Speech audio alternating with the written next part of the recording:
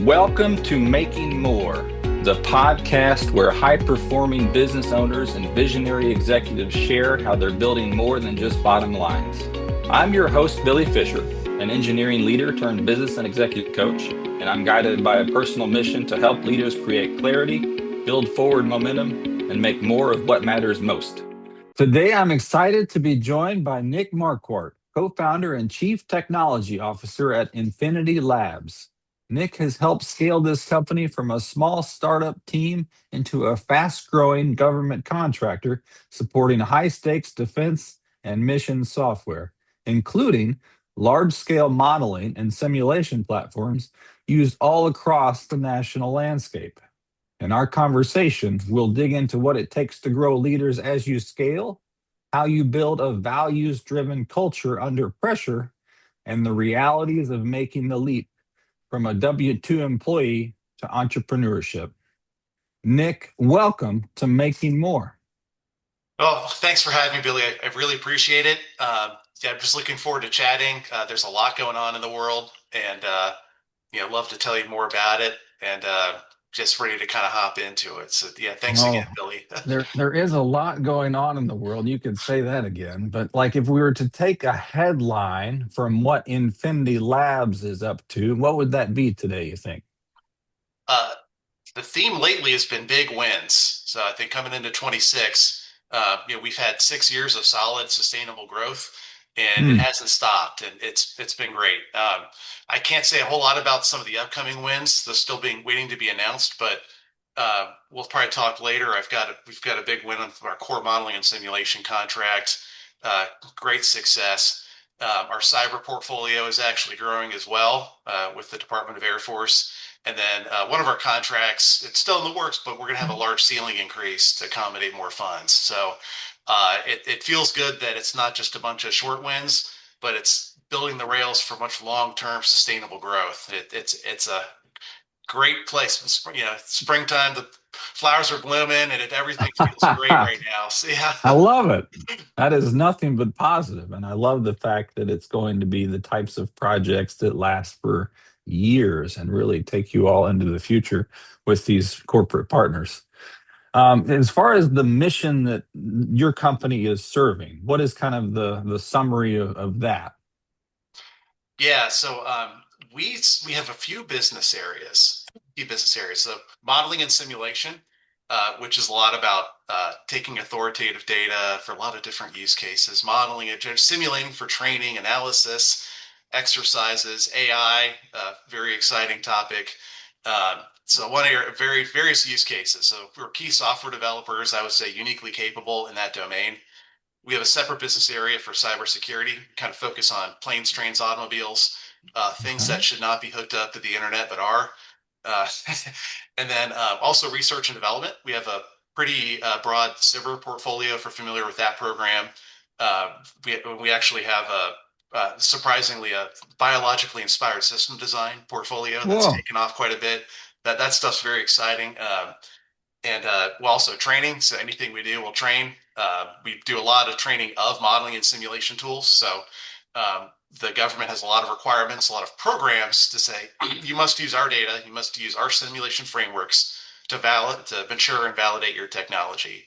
And Hmm. so frequently government and industry partners will come to us to help train their workforce. So sometimes we'll work with them, but sometimes if they have a whole staff of folks that are great developers, we'll help teach them this domain and teach them this very complicated code base to get them productive. So I see us as kind of a key element in this ecosystem to help get government and industry using the same data in the same ways when they go and study things. So that way we can mature technology, develop it faster, be much more efficient to the taxpayer.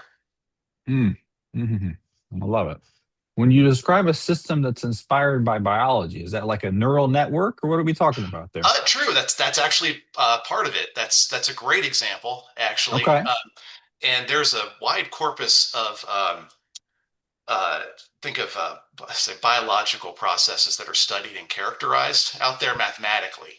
And what we're Yes. doing is leveraging that. Like think of like how a bird swarm. Birds swarm. how fish swim, schools of fish Yep. swim.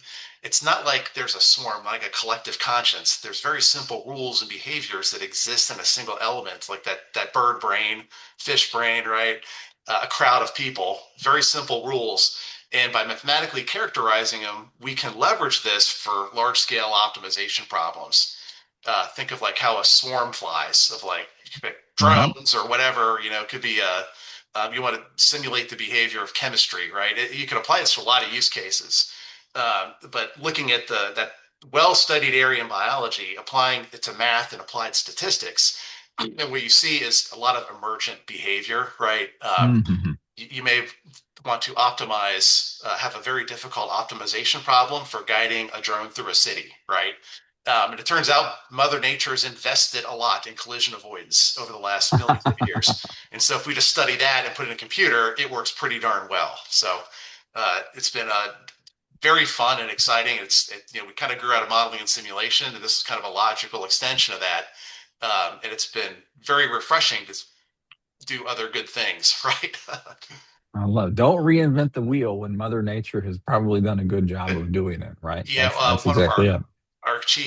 one of our chief scientists, actually, one of our senior guys, he's got a little tagline: "Nature always wins." So Yeah, I love it's that. been great for marketing. I love it, but yeah. So imagine the phrase government contracting. That's used a lot. You hear that. What do people misunderstand right away about that phrase, you think? Oh yeah, you hear this a lot when I tell people in government contracting. They say, "Oh, you must build planes or ships, right?" And it's billions of dollars and 10 years over, never delivering. It's you see these things, yeah, the gloom and doom in the news and stuff, and really that's the big misconception, right? We're not building aircraft. We're very much a software focused company for now. We're branching into physical test beds, things like that. But a lot of our work are Mhm. very small tasks, like sub $1 million, 1 or 2 years, working closely with researchers, customers, very smart people solving hard technical problems. And it's not like, here's $1 billion, go off and we'll see you in 5 years, right? Come back with a ship. Working very intimately with technology owners, technology developers to really push the cutting edge and find the next revolutionary step and help study this and help enable other companies to bring technology in. So far more incremental, and then I'll say it's more long-term impact, right? We're not putting something together, instant gratification. This is let's Mm. study things, mature technology, and get to a much better, say, national security posture. Mhm. How many years ahead do you have to look to see some of that potential for the technology to really mature, you think? Oh, that's a great question. It depends on what you're trying to answer. Are you trying to buy the next aircraft? Are you trying to buy the next widget that goes on an aircraft? Are you trying to build a satellite? It depends on the maturity of the state of the art, right? How much you got, Mm. right? Are we looking for something that is going to help existing systems? And that's really more of a 1 to 5 year visionary thing. And now, if you're looking at things like, let's say, force design, like how many aircraft do we need, right? More in like civilian context, right? You're designing what's the next airport need to be, like what capacity, Mm. logistics, right? Forecasting that becomes a 5 to 10 to 20 year problem. Mm. If you want to forecast a large system of systems, I think the aircraft example is very good, right? If you want to look at uh, systems of airports and load balancing and everything that goes into that, you really have to think, I'm going to look at a calendar here, 2040 to 2050, about where we're going to where the need for transportation is going to be by that time.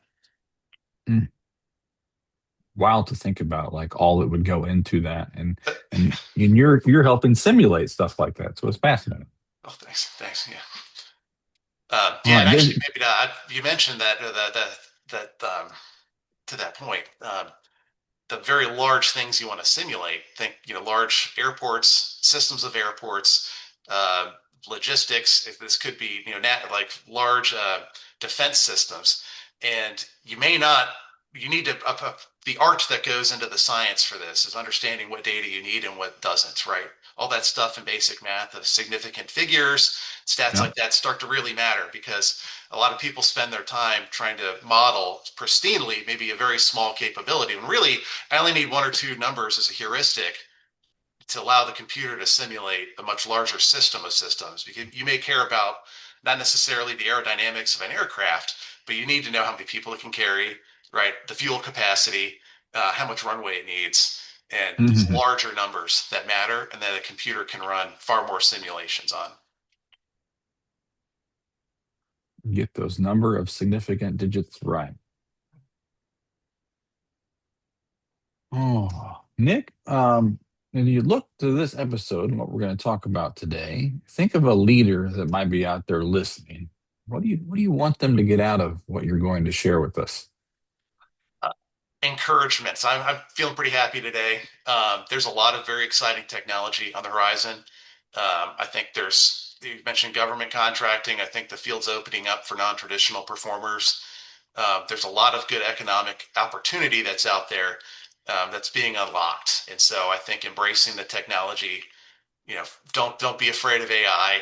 Use it Hmm. as a force multiplier for your workforce. I think there's a lot of good things in the horizon for government and industry right now. I love the optimism. I love the idea that it's not all doom and gloom. There is a lot to be excited about and to keep that positivity. Oh, all right. So your origin story. I want to talk about how you came to be where you are today. And you started out as a government civilian, didn't you? Uh, Correct. Yeah, I was started in civil service right out of college, and I worked actually in the Fort Meade complex out in Maryland. A lot of stuff going on out there in the East Coast. A lot of cool stuff, and definitely learned a lot about how to work the government sphere, leadership. I've rotated around quite a bit, so I've had a lot of great examples and a lot of great counter examples too. So you learn from both. What parts of your work experience there do you think was sort of the catalyst for realizing you wanted to build something new with some of the team you've been working with? Yeah, I learned a lot to value talent. I loved my time in the government. But I think if you ask anyone in the government, this is not a controversial opinion, but I think you've got some people who are true believers. They go in and they're enabled by the power, the opportunity they have to actually shape and build things and do things. You also have a very large swath of folks who are seat warmers, so to speak, who are not Mm, maybe are not tasked appropriately, right, or have leadership, the entrepreneur inclination to build, right. And I see the true believers. They really kind of stand out and emulating that drive. They usually have a vision of something they want to do, and they go and do it, and they can bend the bureaucracy to make it happen. And I admire that greatly. They don't let if they hear no. And I think the best leaders, and this is something we work into our core values. Think about how do we get to yes, right? It may be cost prohibitive, it may hurt people's feelings, it may be difficult, but what is the path to yes to get something done? And that's always what we look. That I just look for that a lot in leadership. That's something that's really stuck with me over the years. mhm. How many times did you have to hear no before there was a yes? Oh, a lot. And sometimes, you work in government contracting, and there's a lot high compliance, high regulatory environment. And I think there's people that will run in and say no. It's easy to say no, right? It's easy to say no Mm, and flex your power, right? It's great because if I sit here and I'm a gate check for some process, saying yes to something usually implies that I have to do more work. But if I say no, I can demonstrate my power and I don't have to do anything else after that, right? So, uh, finding ways to convince the naysayers, right, to get to yes or go around or, you know, uh, knowing the process as good as the person who's going to say no. So mhm, you'll hear no from security people, not our security people. I love them. Contracting aspects, regulators, other companies. There's a lot of people in any process involved in government and contracting who can jump in and say, no, you can't do this. But having customer buy-in to help push things through, having a clear vision, knowing the process really well, and giving people as few opportunities to say no is really what I feel like a lot of my mental bandwidth goes towards, right? mhm. What do you think was the biggest, like, kind of a cliff that you had to step over to really decide that you were going to become a co-founder and an entrepreneur? Yeah. Oh, that's a great question. So the decision to become an entrepreneur, I didn't really prepare for it. It was something that kind of happened. It was very had evolved very quickly. The previous company I worked for was a very large entity, and they were going after large work. And Mm. actually, they're very successful at that. I'll be honest, with stock prices up, everyone I talked to is happy. So I'm great. I would have failed over there, to be honest. Like trying to big Okay. company doing big things.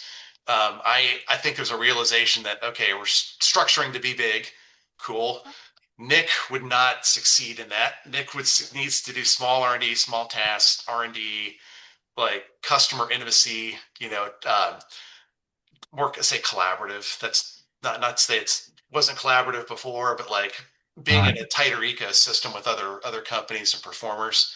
And we needed to kind of create the culture we would thrive in, or else we would kind of wither at the vine, so to speak. And it's again, it happened very quickly. I didn't prepare for it. It was kind of a hey, we got to do this sort of thing. This and the other founders at the time. And I was like, I looked around like, all right, these are the guys that I know how to work with. And if I don't jump, I'm going to, be high and dry, right? I will fail extra fast. And so I just thought, all right, I'm in. And, you know, you know, I talked to my wife at the time, who was 8 months pregnant at the time. And Whoa. yeah, I said, walked in, I said, I'm quitting my job and joining a startup. So it was that was it. We didn't have a whole lot saved at the time. We're saving for a baby and stuff like that. But I think in terms of because when you're an entrepreneur, you're doing it all alone. You got to work and then get paid, right? You pay All yourself right. last, and that was a whole humbling dimension. I think we thrived because of a little bit of personal sacrifice, but I really, we had a great support network, the coworkers, we had great customers, right? I think we had a lot of encouragement. And I think I've never forgotten the positive environment that some of the customers and other prime contractors we worked with enabled us. And I think Mm. that really, I'll take that with me forever. So it was a big risk, but I'm very thankful for the support that we got from family, friends, customers, and of course, key industry partners. It sounds like you've really built a community around like what you all are building, right? It's not just the people inside the company, but it's those partners and those customers that have been loyal and help you build this.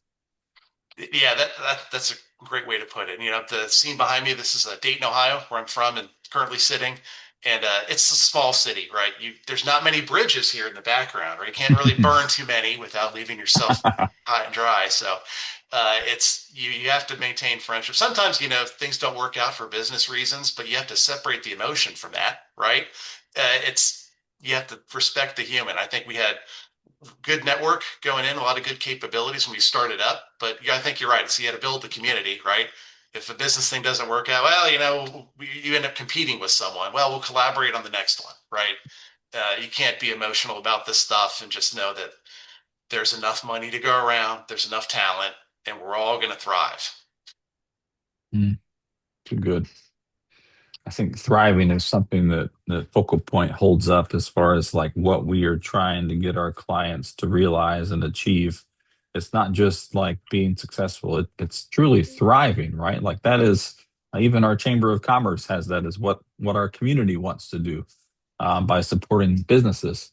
And I think if more people kind of held that up as what their goal was, we would be a lot better off. But yeah, and that's one of our core values is a thrive together. Yes. Took a lot to build those, but that's one we're really proud of. And that's not just Yeah. like us internally, like as a company, as individuals working together, but with the customers, with other people. Like we have to all be successful. Because if you just focus on your own success, it's sometimes at the detriment of others that you may not know, but that's a bridge that's burned. Mhm. So you have to really consider the success of others and help manage a lot of that. Maximize success for the team is where we got to be. I think that's probably true. I think thriving alone, thriving by yourself, I don't even know if that's possible, right? Like that's Yeah, it's kind of a word that's designed to be plural for a group of people, a community. So yeah, there's yeah, a great book on it. It's called The Prince, right, by Machiavelli. And so right? that old book. Yeah. uh, so let's talk about for a minute Infinity Labs and what you all are actually building. Nick, in plain language, what is a government-wide modeling and simulation framework? All right. All right. I like to talk. But this is the hardest question for me. Like, what do you do, right? And I nerd out really quickly. But really, modeling and simulation. Think of the model is data, right? That is, think of this as it could be data you make up, conjecture, but the real value is an authoritative data, right? An authoritative source of truth. I need real, Mhm. studied, measured data into a structure of some kind. There's a lot of what that structure is open to interpretation depending who you talk to. But a model is data captured digitally.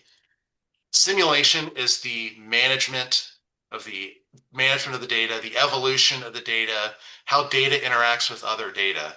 I can have a model of an aircraft and a model of a runway. How they interact is what the simulation manages. And so think of modeling and simulation as the study of data evolution with lots of use cases. And the value, again, of these government owned, open as possible. And the next step, I guess, above open source, right? The real value is everyone's on the same playing field, right? If I want to buy an aircraft, I get their model. It's in the same data format, runs in the same simulation as another vendor, right? And we can study this equally. And it turns out there's a lot, when you can do that, you enable a lot of other stuff that's really good. I can take this same software, instead of studying and maturing technology, I can plug it into a cockpit or a virtual engine, a fancy video game interface, and train people, right? I could use it for training. I can hook it up to hardware and stimulate hardware, right? If I want to build a better radio for an aircraft or an air traffic controller, I can now build a virtual test bed and stimulate it to perform like before you would actually plug it into a control tower or an aircraft. And then most excitingly, you can take these simulation frameworks, run them really, really fast without a human interacting, and plug it into a machine learning engine.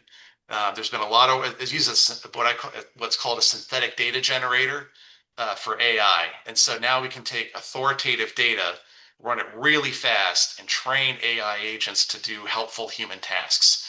And we're going to see a lot of automation come from this, and as enablers for kind of human tasks. And that's been an exciting area of growth for us, is to understand just the deep area of reinforcement learning, the machine learning, there's a lot of different approaches under there. So I'm going to pull myself back a little bit. But when you think AI ML, modeling and simulation is integral to that, because that is the data engine that feeds these core algorithms, that develops the useful tools that become relevant to you, me, customers, warfighters, whoever needs them. We think about the software engineering part of it, and maybe is it fair to call it a code base? Is it? No, absolutely. So it's about 2 million. So the code base we work in, and this is common too. There's many code bases like it, but it's a couple million lines of code that are free, so to speak. If you're a U.S. Right. citizen, you work with the government, you can get access to this. And it's like a couple million lines of code, but yeah, it's pretty much that. Out of that arises many, say, binaries, but applications, right? I can build an Yeah. application that does this or that. Here's a visual side, but you get the code, some pre-built stuff and training as part of that. So, yeah, that's a great way to put it. Okay. And is it challenging to work with a code base that large that's covering that many probably different applications and organizations? It is. There's a steep learning curve. We're always trying to work to lower the curve, because you have this kind of domain knowledge of modeling and simulation, the tribal knowledge. Overcoming that's hard Mm, enough. You have C++, which a lot of our work is in, which is one of the mm, hardest languages out there to learn. yeah. And then just the sheer volume of code. Now, assuming you're a C++ expert and you hop into a very large code base, understanding that is manageable for, I say, a senior person. The Okay. challenge, I think, is just the number of stakeholders. Mm, We have our key core customers, but they have many stakeholders, right? It fans out exponentially. A lot of people feeding them requirements. We also work with other companies, right? It's not just us. We have to thrive together. There's other teams of companies working on this. And so you kind of have this very large stakeholder base. I can look inward towards my team, and there's a lot of technical stuff to coordinate of tasking for the requirements. I look at the other side externally, and I see a lot of people feeding in these requirements and having to manage them. So Hmm. it's the stakeholder engagement is, I think, far more challenging than the challenges of the code, to be honest. Yeah. I think of like when there is technology communicated in like TV shows or movies, and there is always a just the most dynamically creative user interface. Do you all have user interfaces, or is it truly just code lines? No, that's great. There are some user interfaces that come with the code. Um, Okay. I'll be honest though, is in Infinity Labs, we collaborate a lot with people who are very good at user interface and user experience. Yeah. There are companies actually here in Dayton as well that have psychologists on staff understanding how to Wow. present information to users. That's one area we're not in. Yep. What we have done though on the software side is to work with gaming engines actually, and that's been very exciting. So we can. I'm a big fan of Unreal here. Unreal, right? There's a couple Yes. Unity, Yes. Unreal. Unreal's my plug for Unreal, right? All right. They have a lot of stuff you get for free, and getting Oh. these authoritative data generators with all this data and physics in there, working with a gaming engine that provides beautiful graphics and assets to visualize things, you can get a lot up and running very quickly. So we're Mhm. learning more about how to work within the gaming engine, and because they're fundamentally architected differently. This is kind of a computer science thing, but seeing how a constructive sim that just needs to run really blazing fast versus a gaming engine more focused on running real time with a human in the loop is really cool. It's like seeing two architectures come together is very satisfying, and it's our customers are impressed too. But that's a potential area of growth for us. So. Awesome. I'm kind of a nerd when it comes to user interfaces, so that's always interesting to me. Is there, Nick, one project? I know some of it might be confidential or top secret, but is there one project that you could share a little bit about that you're most proud of? Yeah, sure. I can mention my name's called Forge. It's publicly announced. You go out looking USA spending and that stuff. That's the name of the contract, and that was kind of the banner win for us. I mentioned this core government simulation framework work, um, and we were kind of missed the boat. We founded Infinity Labs on being a member of the core development team. Right, they kind of rebid these Mm. contracts every 5-ish years or so, and we founded the company. Kind of the timing was bad for it. We couldn't hop on the team. We still worked, right? We still, like anyone else, supported customers, did work in the framework, but we weren't like driving the requirements on it itself. And earlier this year, we were announced an award on this Forge contract, and now we have a seat at the table. It's very validating for us, right? Like we always talked a big game, said we're exceptional developers, but then like we weren't really on the core contract for it.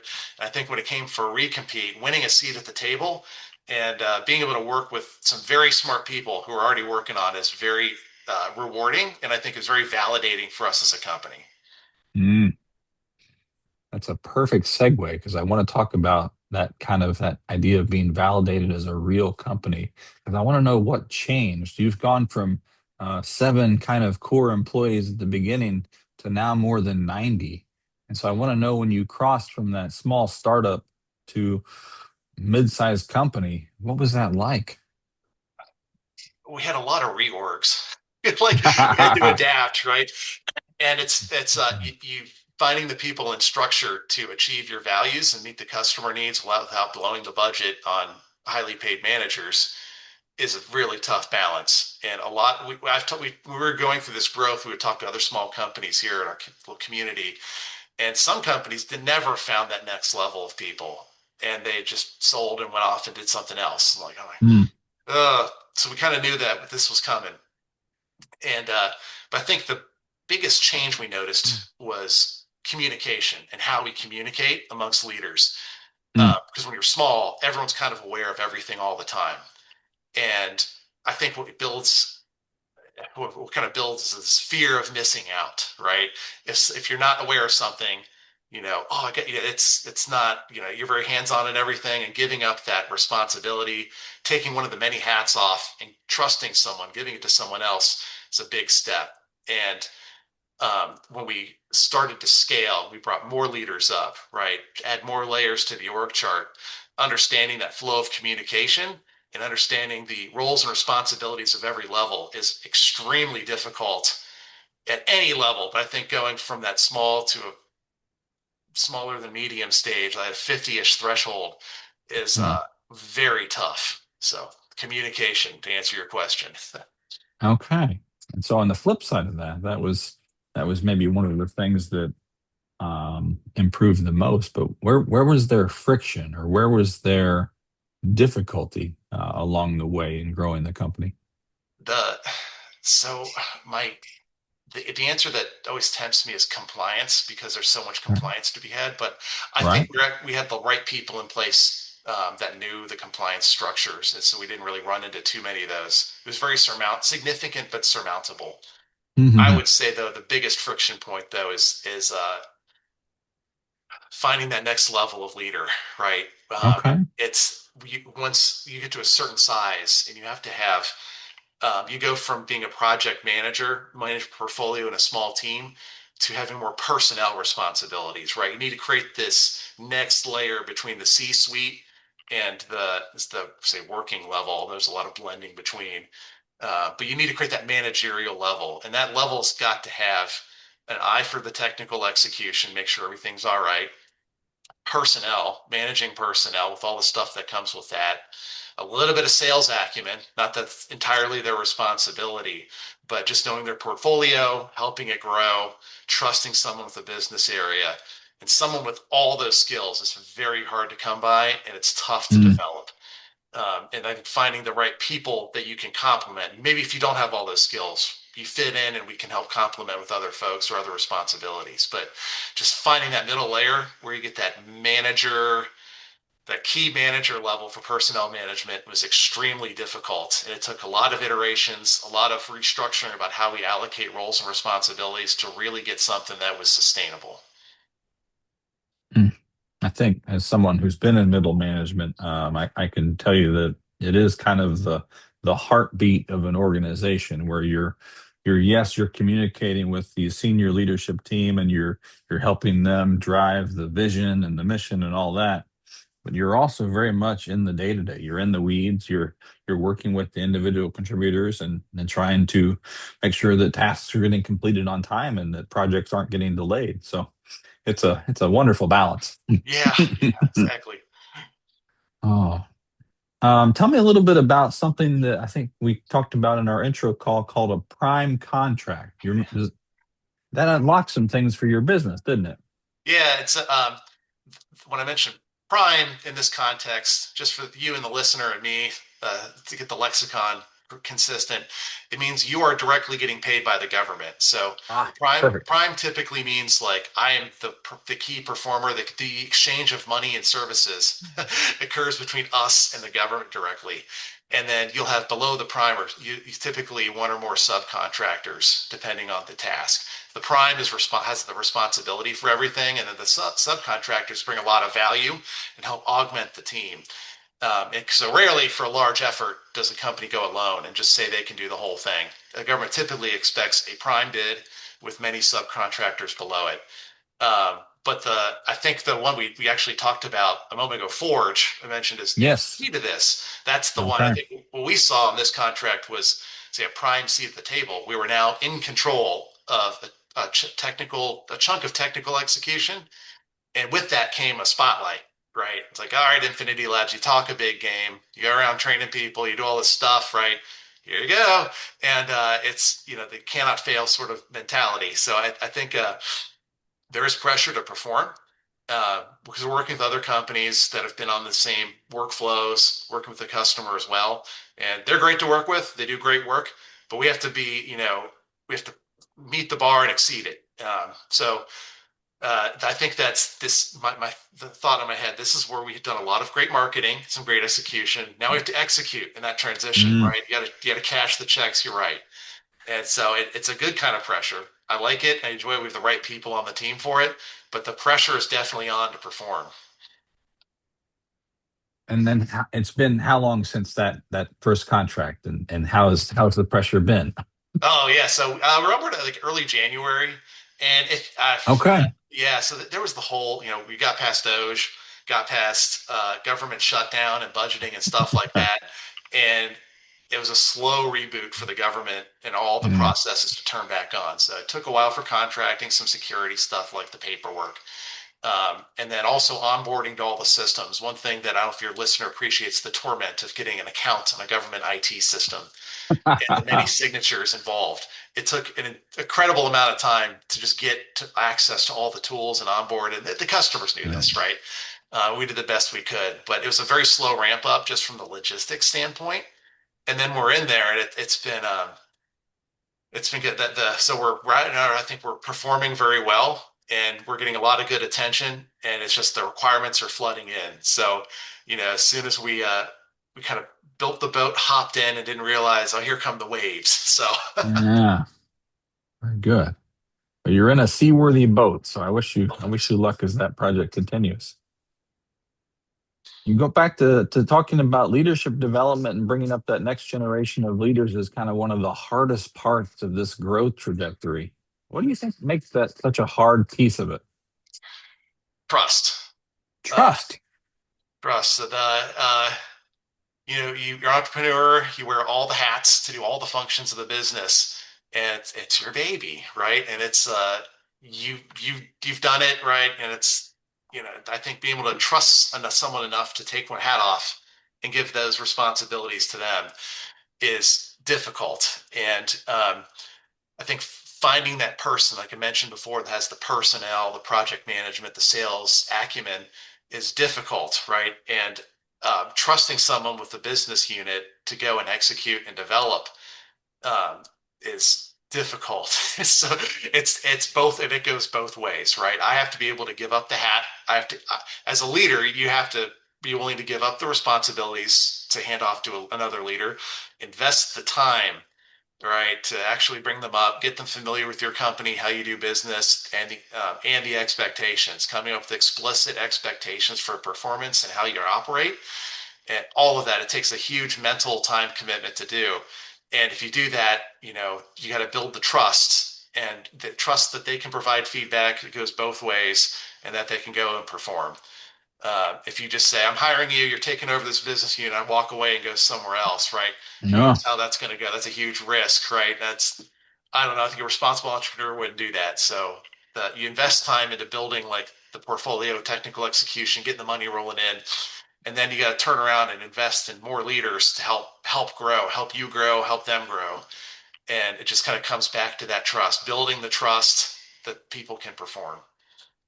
Hmm.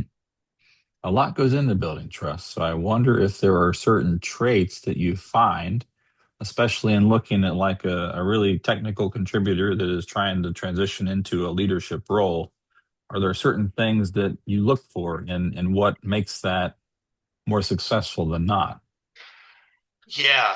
A lot of organizations, I think, go back to like government days and stuff like that. Um, the logical progression is you you're a technical and individual contributor, and then you just go into management. You just take on the responsibility for managing people, right?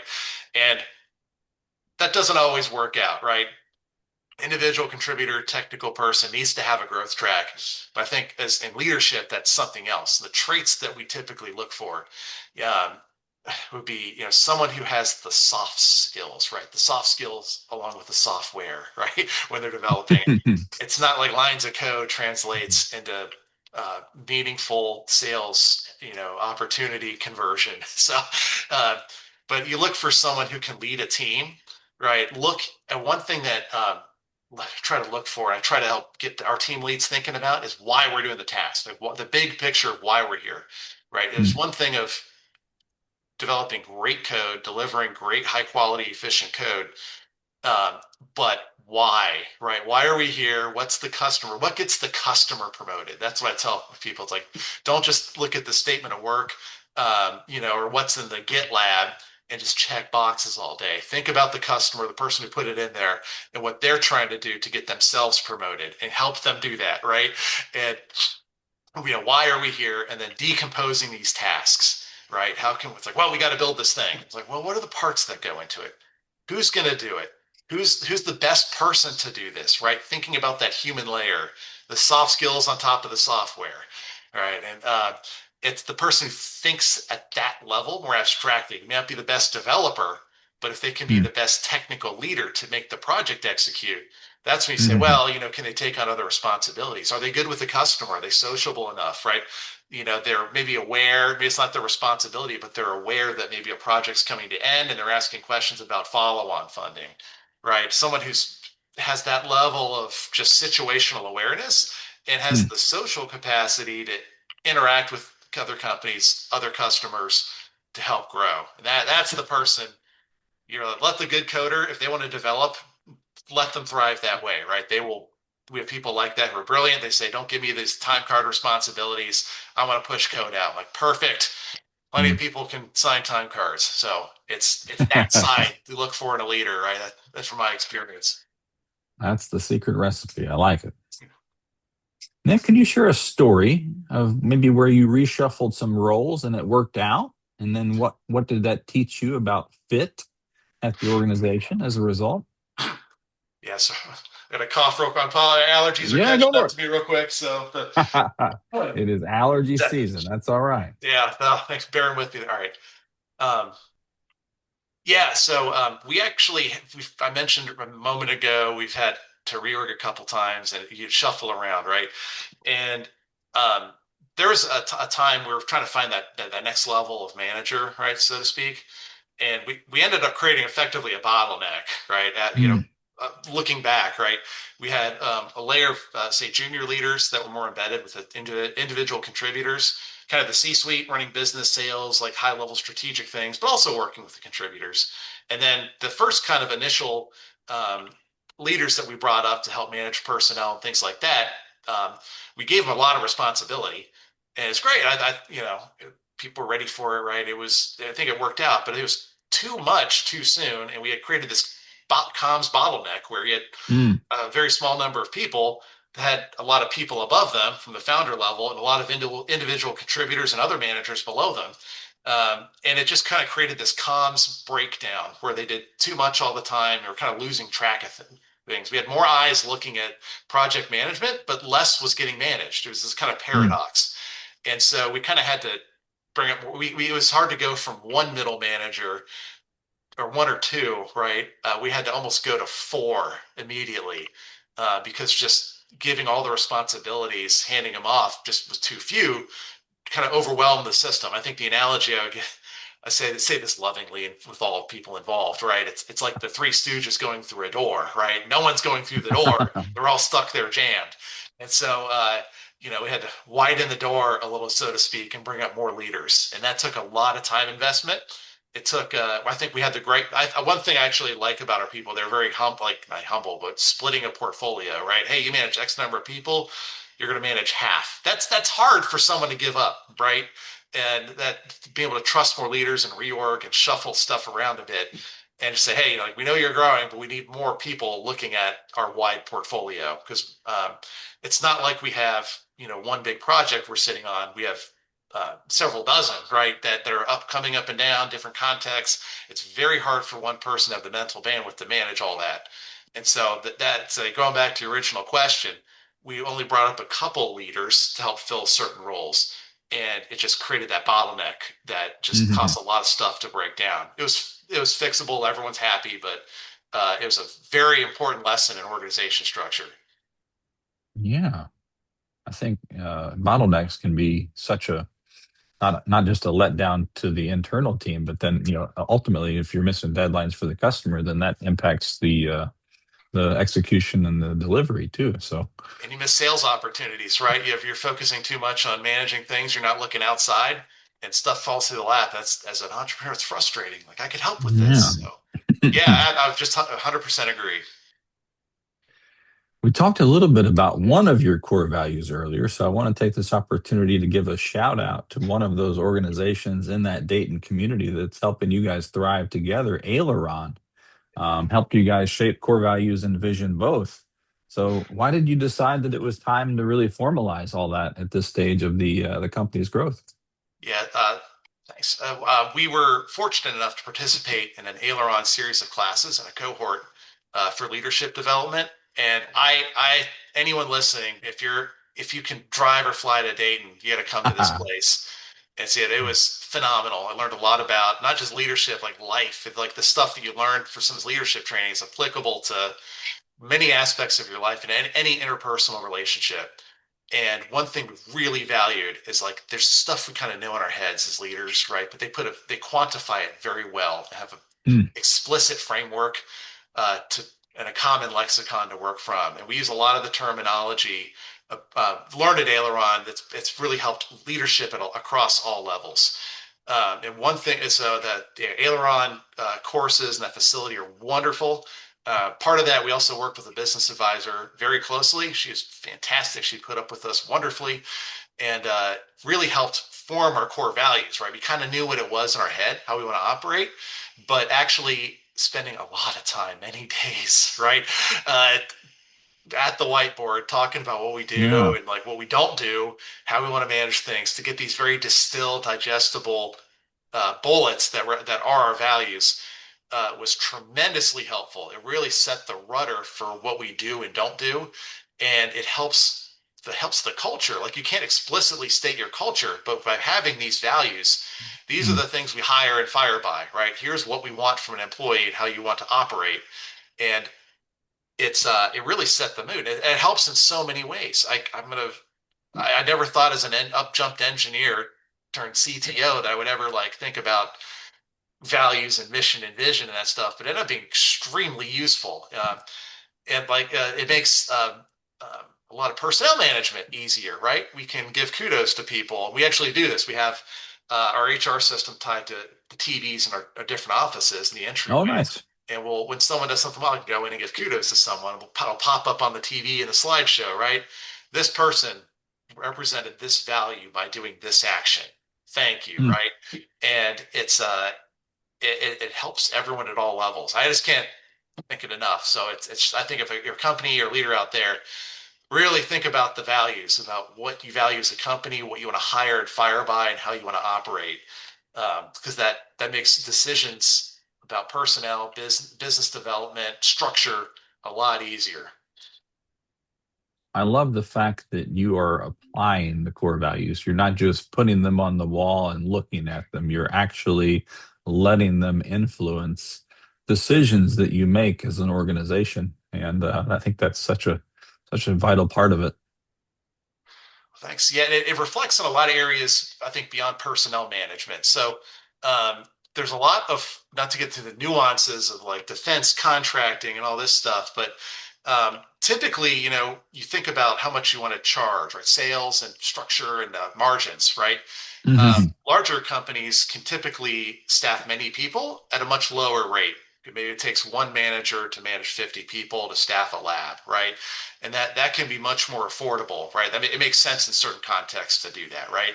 Um, we're not that kind of company. I'd rather farm out a couple SMEs, so subject matter experts, to help a larger team. Now, with that, I'll say, we're not the cheapest company in town, but we have tremendous value, right? And so that's one of the things we look at our values is that we want to work together with other companies and the government to do better. And we want to have a premium brand and premium talent. And that's our values really help that. So when we work with a company and they hand us like a pricing sheet to fit in, sometimes it's like, hey, this isn't going to be a fit, right? We're not going to be able to bring value if the rates are too low. We want to hire really smart people who are sometimes very expensive.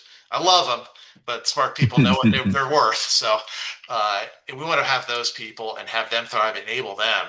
And that helps us fit, right? When we're looking at projects with teams, with partners, the values help shape the shape of our puzzle piece when we're building larger teams and solutions for our customers. Mm. Love that.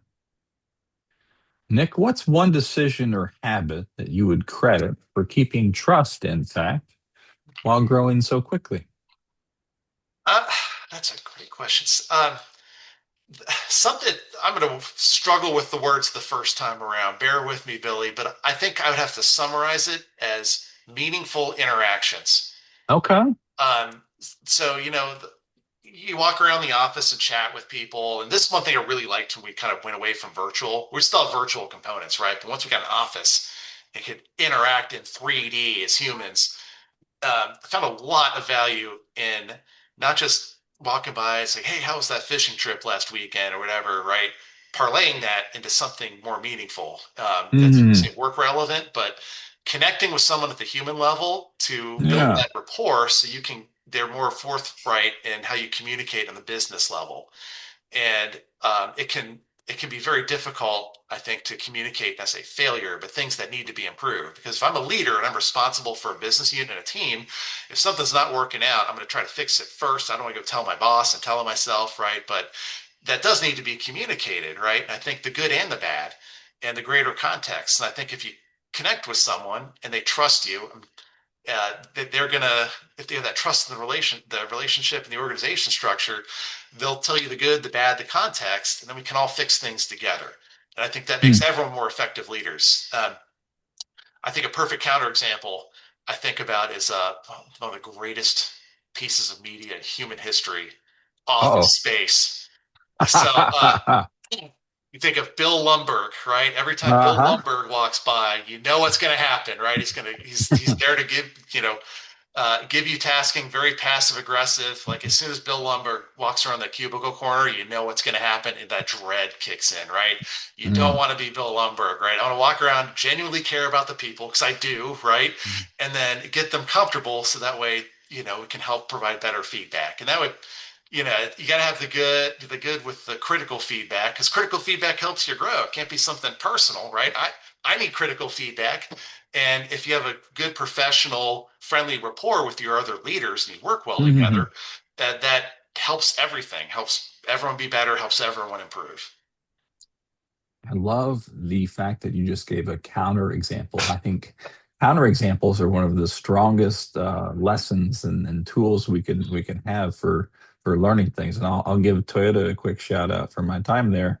We had the Toyota precepts, right? So these five kind of like core values, but a little more prescriptive. And to help train all of the Toyota associates on those precepts, they gave out counter examples of what to look for in day-to-day behavior that would be exactly the opposite of what that precept is teaching. And I just thought that was such a fascinating thing, and I wouldn't have thought to have done that until I saw it on their training module. And I was just like, that's a really, really smart way to have done that. All right, Nick, we have reached the point in time, the title question of the podcast. Congratulations, you made it. We are here. It is making more, it's fill in the blank. Making more blank is most important to you at this point in your life and career. Easy answer. Making more time with the kids. All right. You got to remember why we're here and we're doing this for. So that's you put your time in as an entrepreneur, you do this, you invest and bring out more leaders, and they get step back and like, all right, why am I here? What's going on? Head up, looking around. They grew up. My son's going to start kindergarten here in a few months. I Oh, yes. cannot believe it. Right? He was born a month after we started the company, and now he's a kindergartner. Right? And it's Yeah. how it flies. And I got to step back. So I'm making more time with the kids. I love it. I've got a one that's graduating from kindergarten this year. We're getting ready to do some of those end of school year things. So I wish you the best of luck as you begin that academic career just next year. And it's such a good lesson. It's one thing that as a coach, making sure that my clients understand that getting to sports practices and getting to watch their recital of their children, that's what it's about, right? It's about getting there to support the ones you love, the ones you're helping to raise, and making sure that they have a chance in this world to know the love and support of a parent that's right by their side. That's Oh. perfectly put. And thank you, Billy, for having me on any time. This has been great. Great to chat. I really appreciate the time. Nick, where can people find out more about you and about Infinity Labs? Sure. So you can search Nick Marquart on LinkedIn, and I'll pop probably right near the top. We also have our website, i-labs.tech, Tech. We show a lot about our current offerings, our capabilities, and our core values, which I'm very proud of. And yeah, I feel free to reach out. I'm trying to be an open guy and chat with whoever. So just try to be as friendly as possible. But that's our website and probably LinkedIn are the best ways to reach out. But appreciate that. Ladies and gentlemen, Nick Marquart, thank you so much for being here, Nick. Appreciate it. Thanks, Billy. Have a great day, and I'll talk to you later. Thanks for listening to Making More. If today's conversation sparked something in you, let's connect. You can find me on LinkedIn and Threads at Coach Fisher FPT, or by visiting billyfisher.focalpointcoaching.com to learn more about how I help leaders create clarity, build momentum, and make more of what matters. This recording is copyrighted by Engineered Consulting Incorporated. Until next time, take care.